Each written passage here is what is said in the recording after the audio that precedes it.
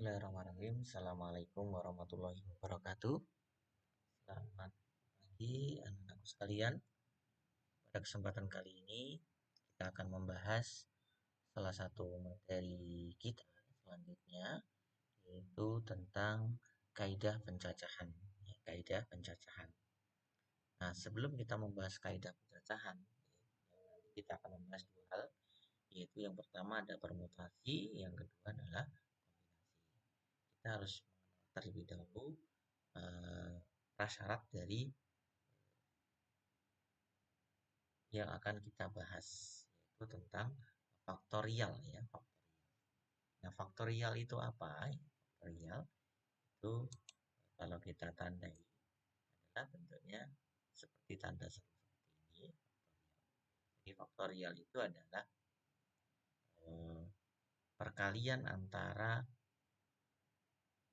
bilangan tersebut sampai dengan bilangan 1. Jadi misalkan ini n faktorial itu artinya adalah n dikali dengan n-1 dikali dengan n-2 dikali n-3 dan seterusnya sampai dengan angka 1. Kalau 0 faktorial berarti pengecualian ya, nilainya adalah 1. Nah, kita contohkan misalkan ya, 3 faktorial dikali dengan 4 faktorial di sini. Maka 3 faktorial itu artinya adalah 3 kali 2 kali 1. Hasilnya adalah 6. Sedangkan 4 faktorial sendiri adalah 4 kali 3 kali 2 kali 1 yang hasilnya adalah 24. Jadi kalau kita kali antara 3 faktorial dengan 4 faktorial akan menghasilkan angka 6 dikali dengan 24. Itu senilai 140. Berikutnya untuk pembahasan tentang pembagian dari faktorial. Ya, sama saja. Jadi di faktorial itu juga kita kenal operasinya, ada bentuk perkalian, ada bentuk pembagian, ada juga mungkin bentuk penjumlahan. Kita bisa hitung satu persatu atau kita bisa langsung hitung secara bersama. 6 faktorial dibagi 4 faktorial dikali 2 faktorial. Kita tuliskan saja di sini. 6 dikali 5 dikali 4 dikali 3 dikali 2 dikali 1 dibagi dengan 4 dikali 3 dikali 2 dikali 1 kemudian dikali dengan 2 kali 1. Di masing-masing faktorial kita hitung. Kemudian kita bisa coret ya. Di sini 4321, di sini juga ada 4321, kita coret saja. Maka tinggal 6 kali 5 bagi dengan 2 kali 1. Hasilnya adalah 30 dibagi 2 atau 5. Atau secara singkat, kalau kita menggunakan 6 faktorial di bawahnya ada 4 faktorial, 6 faktorial itu pasti akan melalui titik 4. Jadi 6 kali 5 kali 4. Dia akan melalui di bawahnya. Nah, dia hitungannya sampai dengan angka 1. Maka kita bisa cukup menuliskan 6 faktorial itu 6 kali 5 kali 4 faktorial. Sedangkan faktorial kita biarkan saja, nanti karena kita coret. Nanti akan kita coret di sini. Kita coret. Ini tinggal hasilnya adalah 6 kali 5 dibagi 2 kali 1. Hasilnya 15. Sama halnya dengan yang C. Yang C soalnya adalah 8 faktorial dikali 2 faktorial. Kemudian dibagi 6 faktorial 5 faktorial. Seperti halnya yang tadi. 8 faktorial itu dia akan melalui 6 faktorial. Maka yang kita tuliskan adalah 6 kali 7 kali 6 faktorial. Dan dibagi 6 faktorial. Kemudian ini 5 faktorial, dia pasti akan melalui 2 faktorial. Maka 2 faktorial di sini kita tulis biasa. Di sini kita tulis 5 kali 4 kali 3 kali 2 faktorial. 2 faktorial yang nanti kita coret. Tinggallah tersisa 8 kali 7 dibagi dengan 5 kali 4 kali 3. Nah, kemudian 8 kalau dibagi 4 kan ketemunya 2. Jadi 2 kali 7 dibagi 5 kali 3. Hasilnya adalah 14 per 15. Ini cara penggunaan faktorial. Hubungannya apa dengan permutasi? Untuk yang paling atas tadi dijelaskan bahwa akan membahas tentang permutasi, tapi kita harus dulu mengenal yaitu notasi faktorial itu sendiri. Kemudian kalau kita uraikan di sini ini menggunakan bentuk n, n-3 faktorial dibagi dengan n-6 faktorial. N-3 itu kalau kita uraikan dia akan melalui n-6, n-3, n-4, n-5, n-6 faktorial ini.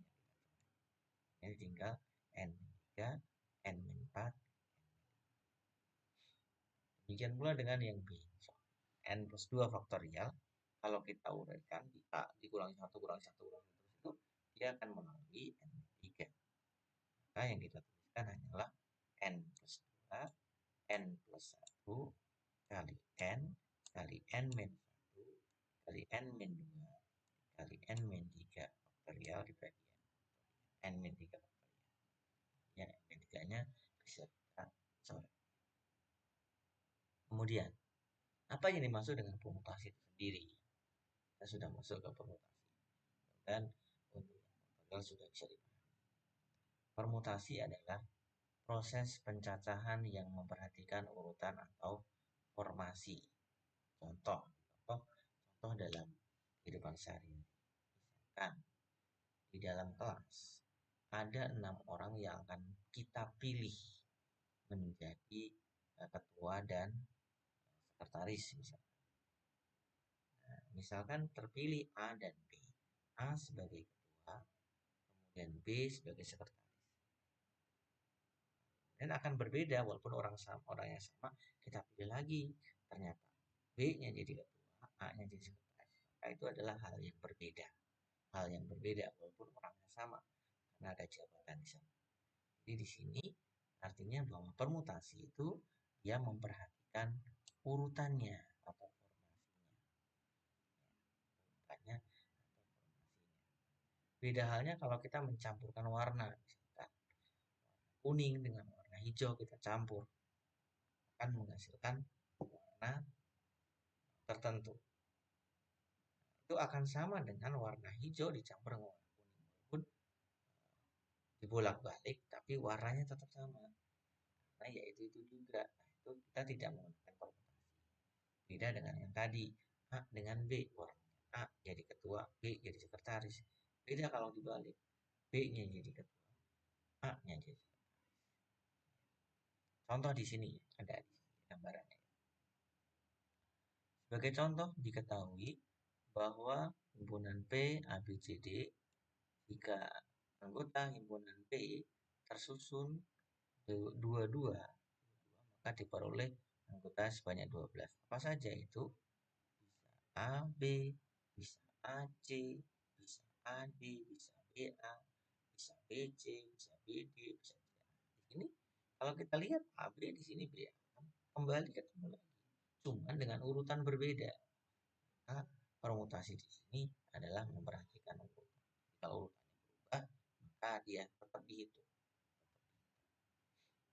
Banyaknya anggota yang ini dapat pula ditentukan dengan aturan permutasi.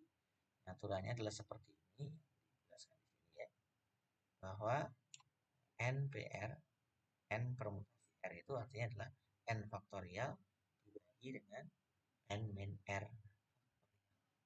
Contoh misalkan di sini ada 4, N-nya 4, disusun 22. Dari 4 B2, maka hasilnya adalah 4 faktorial dibagi dengan 4 min 2 faktorial dibagi 2 faktorial.